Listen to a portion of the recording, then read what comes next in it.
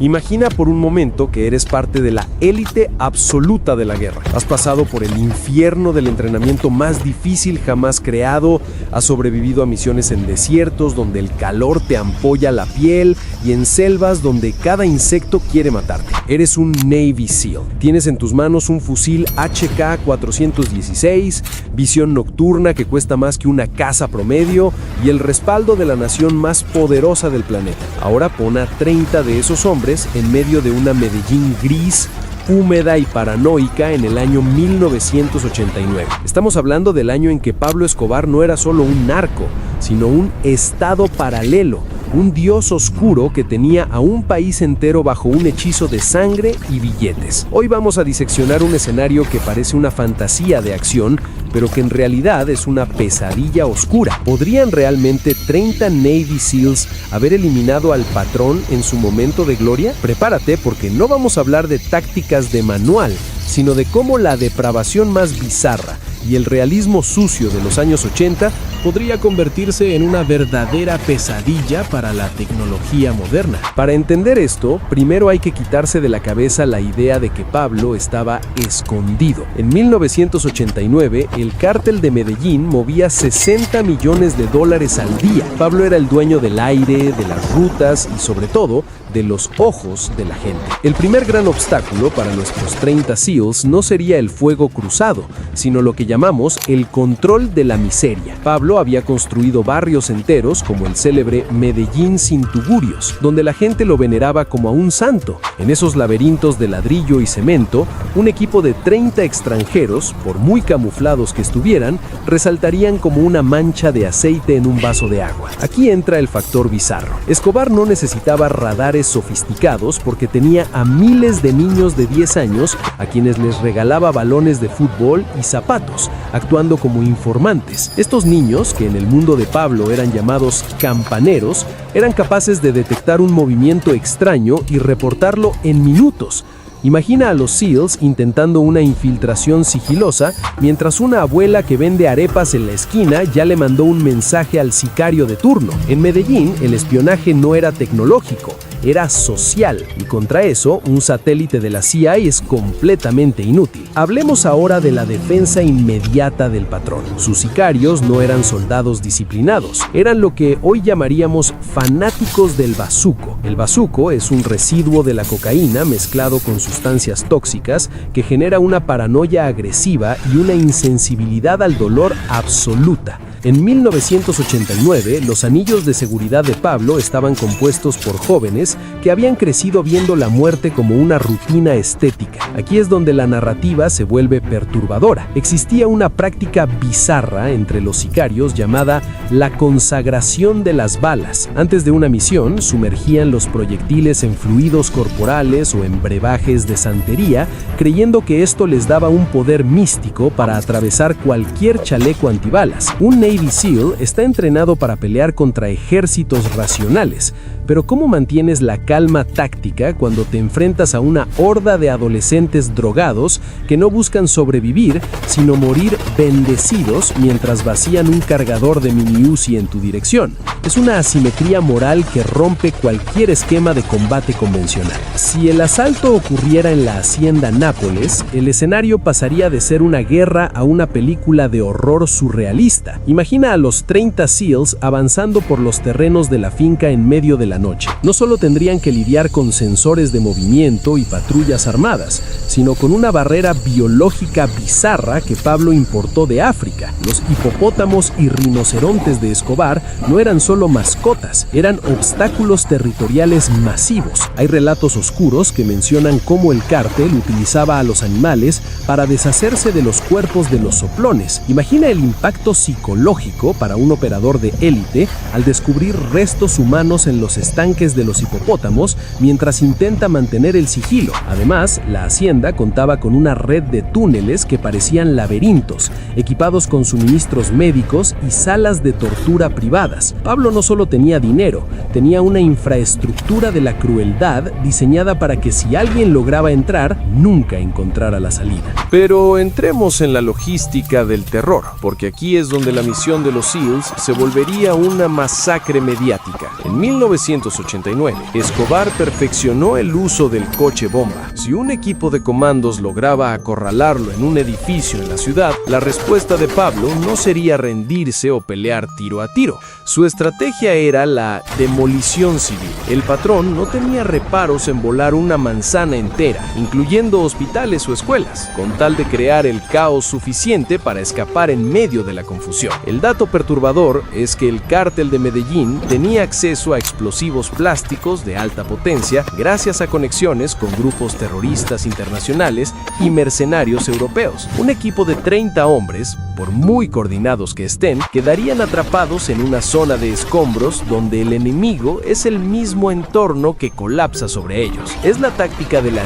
tierra quemada aplicada a un entorno urbano densamente poblado, donde el costo en vidas civiles sería tan obsceno que la misión sería cancelada por Washington antes de que el primer SEAL pudiera apretar el gatillo. Pero hablemos de un factor que casi nunca se toma en cuenta en los análisis militares: la guerra de la corbata. En la época de mayor poder de Pablo, el cártel revivió prácticas de violencia de los años 50 en Colombia, como la corbata colombiana, un método de ejecución donde se le hace un corte en la garganta a la víctima y se le extrae la lengua por la abertura. Pablo utilizaba estas imágenes para enviarlas a sus enemigos. Si uno solo de los 30 SEALs caía prisionero, el resultado no sería un intercambio de rehenes, sería un video snuff transmitido por las redes de distribución de sustancias ilícitas a nivel mundial. La depravación estética de Escobar buscaba generar un choque psicológico que anulara la voluntad de lucha de cualquier país extranjero. Estamos hablando de un hombre que puso precio a la cabeza de cada policía en el país,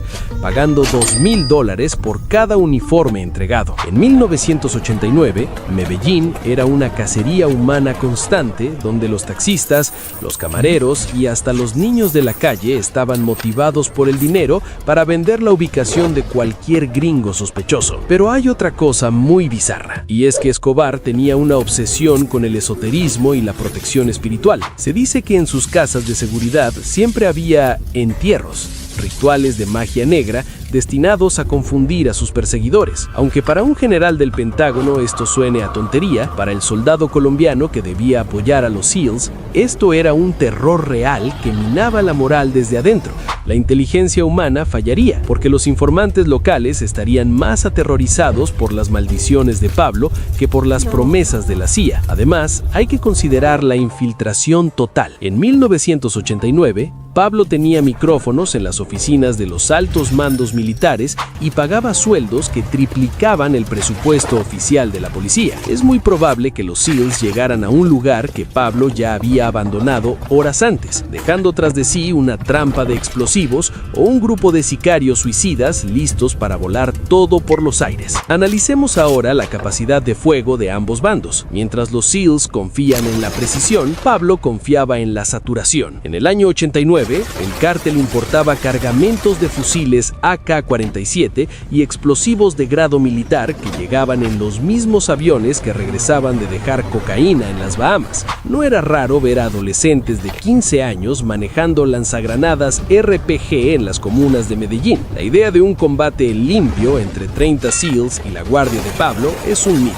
Sería un enfrentamiento contra una masa deforme de atacantes que aparecen desde las alcantarillas, desde las ventanas de los apartamentos y desde las sombras de los callejones. El realismo sucio nos dice que la superioridad técnica se diluye cuando te disparan desde 1000 direcciones diferentes en una ciudad donde nadie quiere que estés ahí. El escenario más probable es que los SEALs quedaran atrapados en un punto de matanza urbano, donde la única salida sería llamar a un ataque aéreo masivo, algo que políticamente sería suicidio para Estados Unidos. Incluso si consideramos que los 30 SEALs lograran infiltrarse y llegar hasta la habitación de Pablo, se encontrarían con un hombre que ya había decidido su propio destino. En 1989, Pablo repetía constantemente su lema: preferimos una tumba en Colombia que una cárcel en Estados Unidos. Tenía preparada lo que él llamaba la salida final. Cada una de sus guardias estaba estaba diseñada para ser incinerada o volada desde adentro. El dato perturbador es que Pablo a menudo obligaba a sus propios familiares o amantes a estar presentes en estos refugios, usándolos como escudos humanos biológicos. El impacto psicológico de ver a un objetivo de alto valor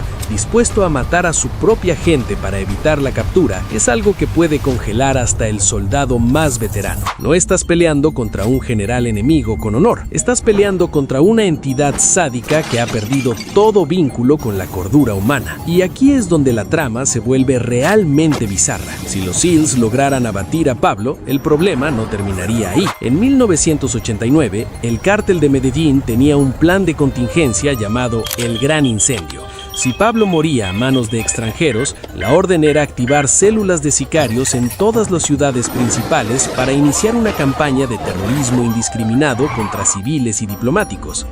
Veríamos centros comerciales, cines y parques explotando simultáneamente. La muerte de Pablo a manos de 30 Navy SEALs habría sido el inicio de una guerra civil aún más sangrienta, donde el nacionalismo herido y la lealtad al Robin Hood de Medellín habrían convertido a los SEALs en los villanos de la historia para una gran parte de la población pobre. Es la paradoja de la intervención. El éxito táctico puede llevar al desastre estratégico total. La conclusión lógica y amarga es que aunque 30 Navy SEALs son físicamente capaces de eliminar a cualquier ser humano sobre la Tierra, la estructura de poder de Pablo Escobar en 1989 era un organismo vivo y bizarro que se alimentaba del caos. No era un hombre, era una metástasis social. Los SEALs habrían ganado el tiroteo, pero habrían perdido la guerra en las primeras 48 horas ante una ciudad que los vería como invasores y un enemigo que no tiene reglas, ni moral, ni miedo al infierno. La superioridad de Pablo no estaba en sus armas,